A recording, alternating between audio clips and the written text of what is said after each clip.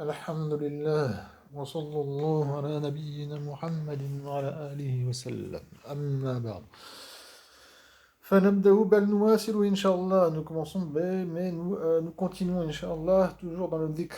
On va prendre un verset ayah بإذن ta'ala, c'est dans Surat Al-Anfal, c'est les deux versets 45 et 46. 45 و 46. Alors, Allah Azza wa Jal dit Ya ayyuhalladhina amanu, ô vous qui, oui, ô vous qui avez cru.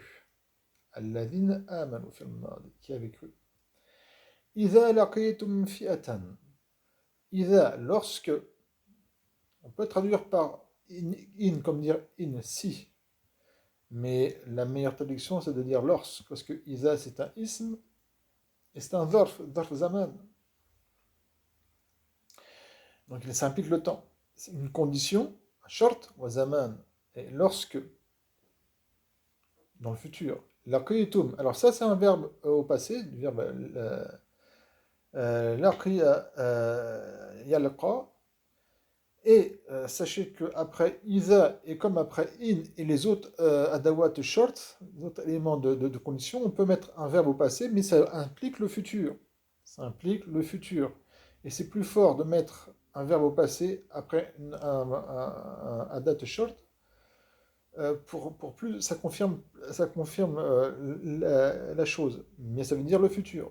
Donc, lorsque vous rencontrez laqitum antum fi'atan, un groupe. Là, ça parle au combat. Hein, c'est quand les croyants partent au combat. Donc, vous qui avez cru, lorsque vous rencontrez fi'atan, d'accord, un groupe. Fa, alors, ça c'est la réponse. Al-fa fi jawab shart. Le fa, ici, c'est la réponse de la condition qui est donnée par Isa. Lorsque. Et là, pourquoi il y a un fa? Parce que uthbutu, c'est un fil amr. Un fil amr ne peut pas, ça peut pas être le fi'l shart. Donc, la jawab shart, c'est pas le fi'l am, mais c'est la jumla, le fi'liya. D'accord? Je vais pas faire tout un cours sur ça, mais sachez-le, ceux qui le savent déjà, bah, comme Allah Azza wa Jalla dit, وَذَكِّرْ فَإِنَّ الذِّكْرَى تَنْفَعُ الْمُؤْمِنِينَ. Alors rappelle, car le rappel profite aux croyants. Donc, vous qui avez cru, lorsque vous rencontrez un groupe, fa alors, on va traduire fa par alors quoi? Uthbutu, du verbe thabata yathbutu, thubutan. Ah bah, dans le Nahwu, on dit, par exemple, thubutu nun. Euh, Comme dans le fi'l mudari', bah, on va prendre le verbe fi'l mudari'. Antum tathbutun. Antum tathbutun. D'accord? La forme taf'alun.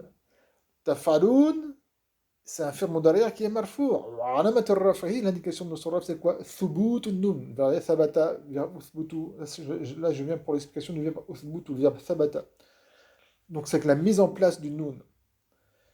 Dans la science du hadith, ça vient souvent que des muhaddithun, ils disent هذا الحديث ثابت. ثابت. Hein, c'est le ism fa'il, le verbe thabata, thabit, donc qui fait la flexion du subut. C'est-à-dire que c'est quoi hein, dans la fi mustalahat al-hadith, dans la terminologie du hadith, un hadith qui est thabit. Un hadith qui est thabit, ça veut dire qui est bien là, qui est bien présent par notamment une chaîne de transmission, un isnad. Et généralement, quand on a un muhaddith ça, c'est-à-dire qu'il est aussi thabit, c'est-à-dire son isnad est soit hasan ou sahih. C'est un des deux. Comme il y a certaines terminologies qu'ils utilisent, notamment comme qawiyun et jayyidun. À savoir, il n'y a pas que seulement sahih ou hasan. Donc, le verbe sabata, c'est le fait d'être bien mis en place, d'être ferme. Et donc là, quand on part au combat, donc vous qui avez cru, lorsque vous rencontrez un groupe, fathbutu, alors soyez ferme. D'accord? Donc ne fléchissez pas.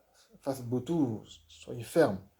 Wa, et là, on est dans le dhikr, et c'est là qui nous intéresse. Wadhkurullah kathiran. Wadhkurullah kathiran.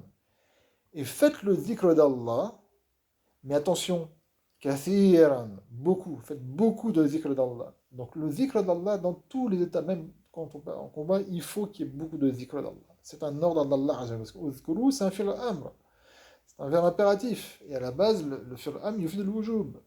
À la base, ça implique l'obligation, sauf s'il y a un qarin, un dalil, une preuve qui implique comme quoi c'est en dessous du wujub de ce qui est hasan, de ce qui est mustahab, sunnah, mandoub. Donc, faites beaucoup de dhikr. Qu'est-ce qui se passera? La'allakum tuflihun. Et il se pourra que, donc, ce sera une cause, tuflihun, que vous réussissiez. La'allakum, notamment dans le Coran, et quand il y a une phrase qui est avant, et c'est dans le sens, à la base, c'est la'alla et kum. D'accord? La'alla, fait partie de l'akhawat inna. Donc, kum, c'est ism inna, et la phrase verbale, c'est khabar inna, fi mahal raf. Et kum, fi mahal nasb. Et la Allah, en fin de compte, on sent que ça vient du mot al-illa, al-sabab, la cause, illa. Dans le Coran, sachez que quand il y a, notamment, même dans le Coran, mais dans le Coran surtout, quand il y a la bon, par exemple ici la'allakum, après quelque chose, ça veut dire que ça serait une cause pour que ceci, ben là, donc notamment pour que vous réussissiez. Faire beaucoup de dhikr, pour que vous réussissiez au combat. Ensuite, Allah Azza wa Jalla dit wa ati'u Allah wa rasulahu. Wa ati'u Allah wa rasulahu. Et obéissez, ta'a, l'obéissance. Ta'a yuti'u, ta'atan. Obéissez à Allah et à son messager. Et la tanaza'u, ici c'est la nahiya. Et ne divergez pas. Ne divergez pas. Entrez pas en conflit entre vous, il faut faire ceci. Ne divergez pas. Et s'il y a un amir, un chef, un commandant, il est là pour suivre. Même si on n'aime pas, on doit suivre. Pour pas qu'il y ait de tanazur. Pourquoi? Parce que sinon, qu'est-ce qui se passera si on n'obéit pas, si on n'obéit pas à Allah Azza wa Jalla, à son prophète, à son messager, sallallahu alayhi wa sallam, et que surtout, entre guillemets, et qu'on diverge. D'accord? Qu'est-ce qui se passera? Fataf shalou min al-fashal. Fashal veut dire que, eh bien, vous ne réussirez pas. D'accord? Vous échouerez. Et le fashal, c'est le fait d'échouer, c'est aussi une sorte de jubn. Il y a la lâcheté qui entourera dans le fait de commencer à avoir peur, etc. Parce que le tanazur, le fait de diverger, ça divise les cœurs et ça divise la force. Fatafshalou, et ensuite, watadhaba, parce que bien sûr, il est mansoub, vous voyez, la tafshalou. À la base, c'est tafshaloun, hein, et le noun a été effacé. Pourquoi? Parce que le fi'l ici, il est mansoub. Par rapport au fa qui est le fa sababia, je ne vais pas tout faire en cours de nahu, hein, sachez. Pourquoi il est mansoub? Parce que le fa qui est sababia, et avant, il y a notamment ici, Ola tanaza'u, il y a un talab qui est dans le la, qui est dans le la, nahiya. Wa tadhhaba, tadhhaba, il est mansoub parce qu'il est martouf, le waw, il est martouf, c'est à tafshalou. Et tafshalou, il est mansoub, donc tadhhaba, il est mansoub. Et donc vous échouerez par le fait que la faiblesse rentrera en vous, à cause notamment de cette divergence et le fait aussi de désobéir à Allah et à son messager, sallallahu alayhi wa sallam. Donc, vous échouerez. Et votre rih partira. Alors, le mot rih, il est connu comme dans le sens le vent. Le vent qui souffle. Un vent qui souffle, ça peut être même soufflé comme on peut voir lors des tempêtes. Ça peut causer beaucoup de dégâts. Il y a une très grande force dans le vent. D'ailleurs, on fait de l'électricité avec l'éolienne, avec le vent. Sachez qu'ici, on n'a pas du vent, mais ce mot-là, mourir, il a plusieurs sens. Et bien ici, c'est dans le sens kouwa. Eh oui, la force, le rih, parce que le rih, il a beaucoup de force. On ne le voit pas, vous voyez. Le rih, on ne le voit pas à l'œil nu, on peut pas le voir. On peut le voir par rapport aux effets, c'est-à-dire que quand on voit des arbres qui se plient, en fin de compte, on ne voit pas le vent, on voit l'arbre qui se plie, mais on comprend que c'est le vent qui fait plier l'arbre. Et que, avant tout, c'est Allah Azza qui a donné cette force. Entre guillemets. Hein. Mais on ne le voit pas le vent, il est invisible.